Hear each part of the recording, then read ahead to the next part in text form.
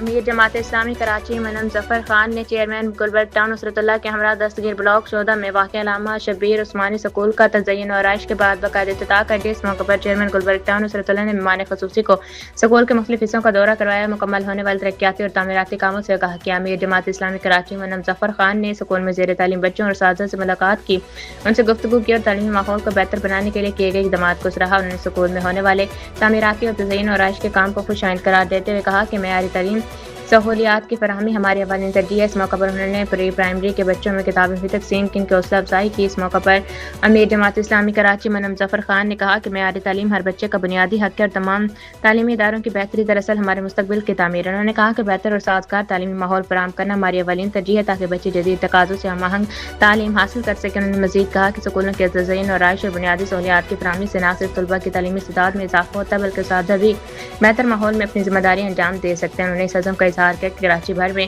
سرکاری تعلیمی اداروں کی بہتری کے لیے عملی اقدامات کا یہ سلسلہ جاری رہے گا۔